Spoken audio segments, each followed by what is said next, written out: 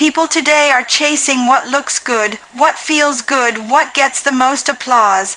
But the truth is, what's popular isn't always purposeful, and what's purposeful is rarely popular. We live in a world that tells us to follow our heart, chase our dreams, do what makes us happy. But let me ask you, what if what makes you happy isn't what makes you whole? What if the thing that gives you temporary satisfaction is the very thing blocking you from your eternal assignment? See, personal preference is often shaped by what we see, but divine purpose is shaped by what God knows. And He knows the end from the beginning. He knows the storms that will come. He knows the people who will fail you, the jobs that will dry up, the doors that won't open, and the exact moment you'll be ready to walk through the one He's been holding for you all along. But if you're chasing your own plan, you might never get to that door. Your preferences are based on comfort. God's purpose is designed to grow you, and growth doesn't come through ease. It comes through stretching, through pressure, through obedience when it would be easier to compromise. Sometimes God will call you to places that don't look like success on the outside, but they're building something deep on the inside. He'll ask you to step away from what's familiar, to walk away from what everyone else is clapping for, to trust Him in the silence. That's when you know you're walking in purpose, not because everything feels good, but because everything is being used for good. God doesn't waste anything. That failed relationship, that job you didn't get, that season of loneliness, all of it is preparation, all of it is pruning, all of it is part of the purpose. But you'll miss it if you're married to your own preference. You ever notice how we can justify staying stuck just because it feels safe? I've always done it this way. Everyone expects this from me. This is what I went to school for. And God is whispering, but I didn't call you for that. You can be good at something and still not be graced for it. You can succeed at something that isn't even tied to your destiny. That's why people get the job, get the house, get the spotlight, and still feel empty. Because success without purpose is still failure, let me tell you, your preferences will keep you in cycles. Comfort can become a cage, but purpose will pull you out. It'll make you uncomfortable. It'll stretch your faith. It'll push you into rooms where your name hasn't even been mentioned yet. Purpose is disruptive. It interrupts your plans to make room for something greater. And if you've ever walked with God, you know He doesn't always give you details, He gives you direction. You won't always see the full picture. You won't always understand why you're being led a certain way. But purpose doesn't ask for understanding. It asks for trust.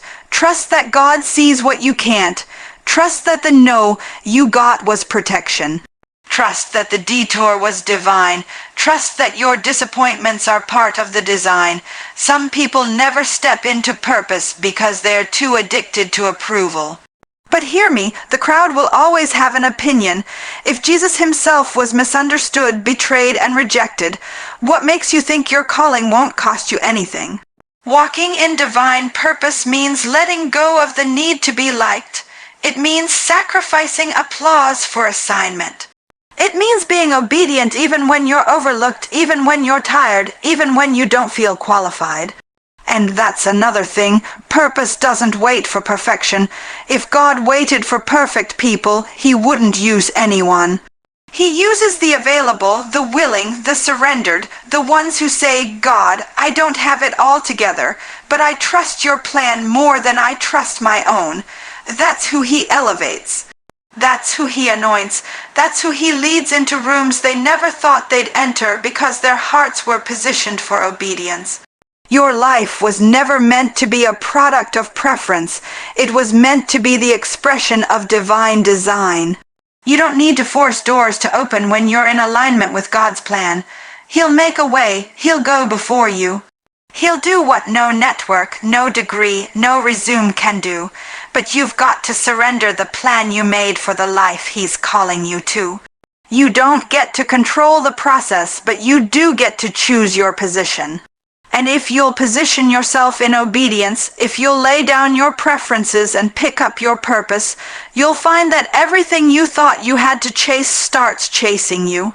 Because when you step into God's plan, you stop striving, and you start walking in favor. Let me tell you something I've learned. Faith is not just something you say, it's something you do. A lot of people talk about faith. They'll quote scriptures, they'll sing songs, they'll post inspiring words online. But when the pressure hits, when life doesn't look like what they prayed for, when the road ahead seems dark and uncertain, that's when you find out whether faith is living in your heart or just sitting on your lips. Because real faith moves you. It pushes you forward when everything in you wants to stay stuck. It tells you to step out even when you can't see where your foot will land. Faith isn't about waiting for every detail to be perfect. It's not about having all the answers. Faith is about saying, God, I don't see how, but I'm going anyway. Think about this. So many people are praying for miracles, praying for breakthroughs, praying for God to open doors. But they're not willing to put their hand on the doorknob. They're waiting for God to do everything while they do nothing. And that's not how faith works. Faith is a partnership. God gives the promise, but you've got to take the step. God provides the opportunity, but you've got to show up prepared. God drops the vision in your spirit, but you've got to move your feet. When Peter stepped out of the boat and walked on water, Jesus didn't carry him across the waves. Peter had to swing his leg over the side of that boat and trust that the water would hold him. Imagine the wind blowing, the waves crashing, the other disciples staring at him like he was crazy. Everything about that situation screamed, stay where it's safe. But Peter chose faith over fear, and for a moment he did the impossible. He walked on water, not because the sea turned into concrete, but because his faith moved him to act. See, faith isn't tested in the calm, it's tested in the chaos. Anybody can talk big when there's money in the bank, when the doctor's report is good, when the path is clear.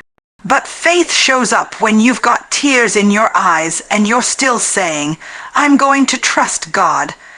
Faith shows up when the door closes and you stand there knocking anyway. Faith shows up when you're tired, discouraged, and feeling unqualified, but you keep moving forward because you believe God didn't bring you this far to leave you. Some of us are waiting for signs before we act. We say, God, if you send me a confirmation, I'll go. God, if you give me the money first, I'll start the business. God, if you let everything line up perfectly, then I'll say yes. But that's not faith, that's comfort. Faith is stepping out while it's still uncertain. Faith is sowing a seed when you're not sure how the harvest will come. Faith is showing up to the audition, applying for the job, writing the book, making the call. Even when fear is whispering, what if you fail? God never promised you wouldn't feel afraid. He just promised he'd be with you. Courage isn't the absence of fear. It's deciding that fear won't stop you from moving. The enemy wants you paralyzed, overthinking every detail, waiting for conditions to be perfect, but God works through motion. He blesses steps, not intentions. You can have good intentions your whole life and never see change. It's not what you intend to do. It's what you actually do that shapes your destiny.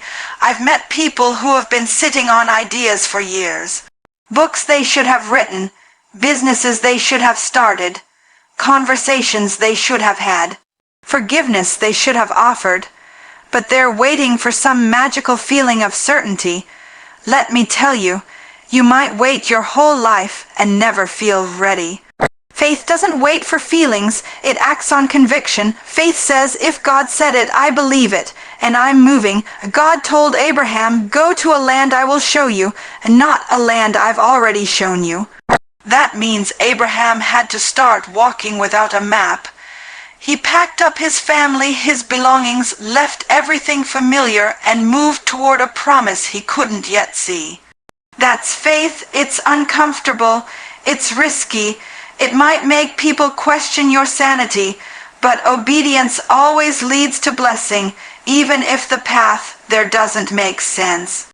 You've got to understand, your faith unlocks things in the spirit.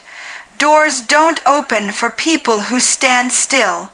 Miracles happen when you move, breakthroughs come when you act. God wants to know if you're willing to trust Him enough to step out, even if your knees are shaking.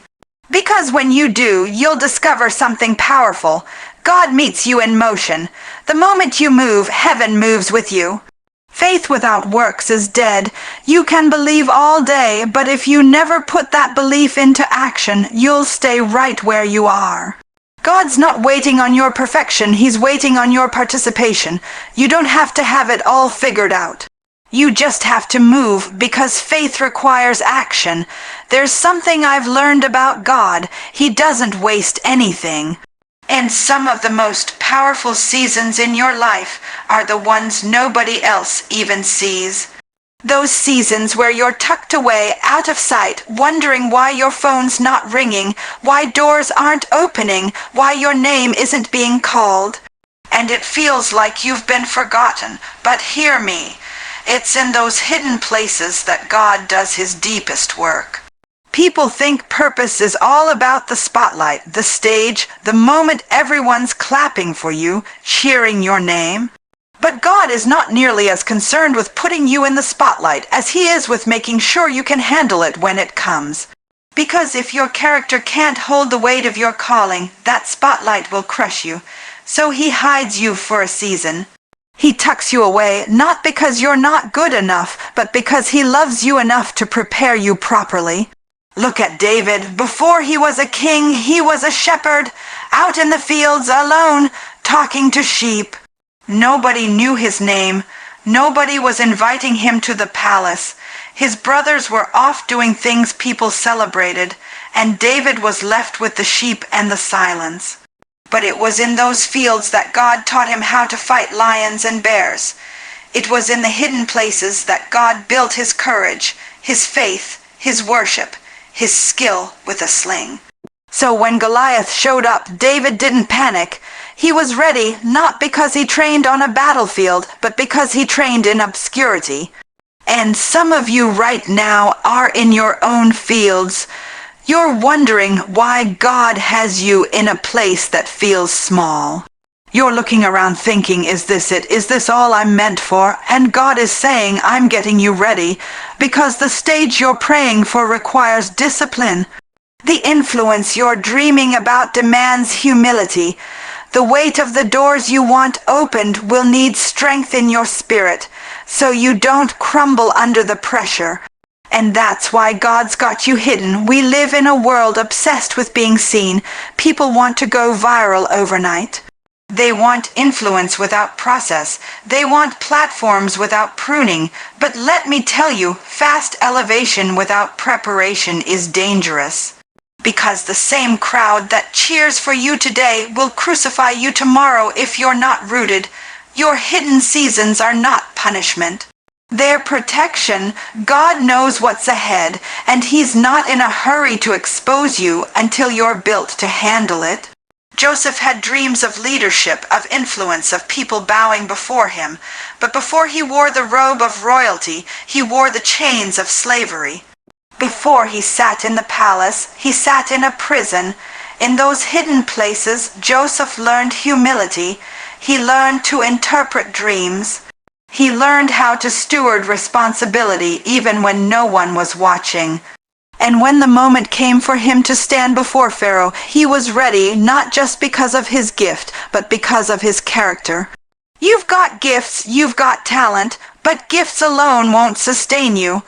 It's what happens in private that determines whether you'll still be standing in public. People see the stage, but they don't see the nights you cry yourself to sleep. They don't see the hours you spend studying, practicing, praying, working, growing. But God sees it, and He honors it, and one day, what you built in silence will speak louder than any spotlight ever could. Some of you feel overlooked, like you're putting in the work, sowing seeds, staying faithful, and nothing seems to be happening. But God's a master builder. He builds deep before he builds high. Skyscrapers don't start with the top floor. They start with foundations so deep they're invisible. And the deeper the foundation, the higher the building can rise. God's been digging some of you out, removing things that can't go where you're going. Pride, fear, insecurity, old habits, because he knows that if he elevates you too soon, the cracks will show under pressure. There's a weight that comes with destiny. There's a cost to carrying purpose, and God's not interested in you just starting well. He wants you to finish well. So he trains you in secret. He tests you in small things. Will you serve when nobody thanks you? Will you show up when there's no applause? Will you stay faithful when it looks like nothing's changing?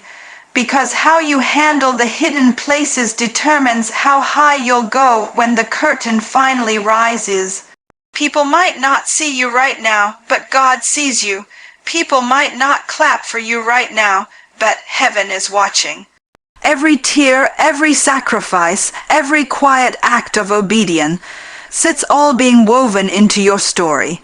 And one day, when the time is right, when your character matches your calling, when your soul is steady enough to stand the weight, God will bring you out of hiding, and everything you learned in silence will become the very thing that makes you shine.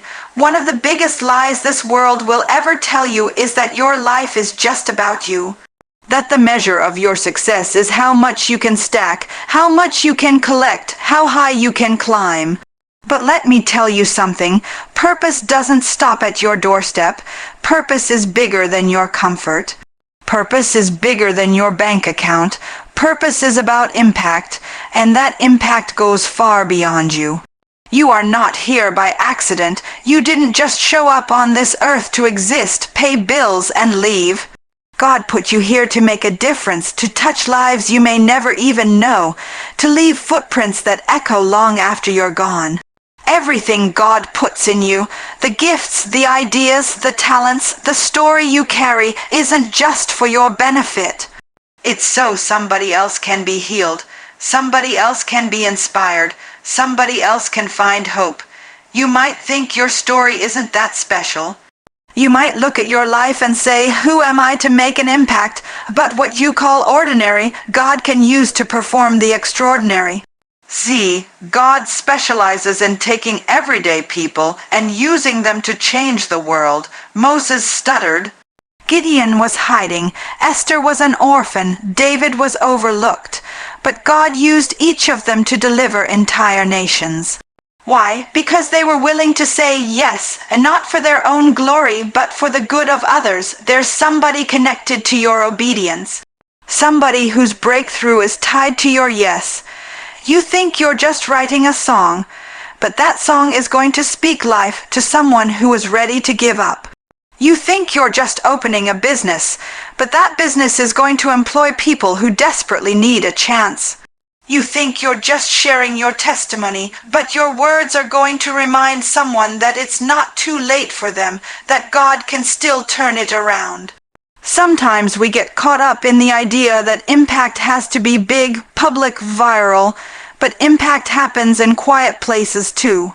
It's the encouragement you give the coworker who's silently struggling. It's the way you love your family even when things are messy. It's the prayers you pray for people who will never know your name. The world might not clap for those moments, but heaven does. Because God sees the heart behind every act of love. We live in a time where everybody wants followers, likes, attention. But true influence isn't about how many people are watching you. It's about how many lives are changed because of you. It's easy to want the spotlight, but real impact is measured in the shadows, in the conversations nobody hears, in the sacrifices nobody sees. You're planting seeds that might not bloom until years down the road, but they're going to bloom all the same. And sometimes your impact will come out of your deepest pain. The thing you thought would break you might be the very thing God uses to bless somebody else. Your scars become someone else's survival guide. Your testimony becomes someone else's roadmap. What you thought disqualified you is the very thing that makes your voice powerful. Because people don't connect to your perfection, they connect to your story. They connect to your humanity, your vulnerability, your honesty about where you've been and how God brought you through. There's a young person watching you right now, learning how to walk in integrity because they see you do it. There's someone whose faith is hanging by a thread, who finds strength because you refuse to give up. There's a generation that will stand taller because you chose to break the cycle in your family.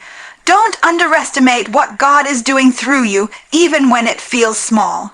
The enemy would love to keep you so focused on yourself that you forget your life is meant to overflow. He wants you trapped in insecurity, fear, comparison, because if he can keep you self-absorbed, he can keep you ineffective. But when you realize your life is bigger than you, something shifts. You stop asking, "What can I get?" and you start asking, "Who can I help?" You start waking up in the morning saying, "Lord, use me today. Let me be an answer to someone's prayer." And here's the thing, impact doesn't mean perfection. You don't have to have it all figured out to make a difference. You just have to show up. You just have to be willing. God can use your broken pieces. He can use your quiet voice. He can use your simple acts of kindness to change somebody's whole day, maybe even their whole life. You might never know the full ripple effect of your obedience, but trust me, it's there. Your gifts, your calling, your presence, they matter. Not just for you, but for the lives assigned to your influence. And one day, when you look back, you'll realize the greatest thing you ever did wasn't building a name for yourself. It was letting God use your life to build hope, faith, and freedom in somebody else's. Because real purpose is impact beyond yourself. So I need you to hear me tonight. Your life is not random. You were designed on purpose for a purpose. God has written a plan for you that's bigger than your comfort zone, bigger than your fears, bigger than anything you could dream up on your own. But that plan requires something from you. It requires you to choose purpose over preference, to take steps of faith even when the path isn't clear, to trust that the hidden seasons are building you, not burying you, and to remember that what God is doing in your life is meant to reach far beyond you, to impact lives you may never even meet. Don't settle for the safe path. Don't let fear keep you standing still. Don't believe the lie that you're too broken, too late, too ordinary for God to use. He's calling you higher. He's calling you deeper. He's calling you to step into the life He designed just for you. Because the world is waiting for the gifts inside you, heaven is waiting on your yes, and your destiny is waiting on the other side of your obedience. So take the step, trust the plan, and watch God do what only He can do through your life. Step into God's plan for your life.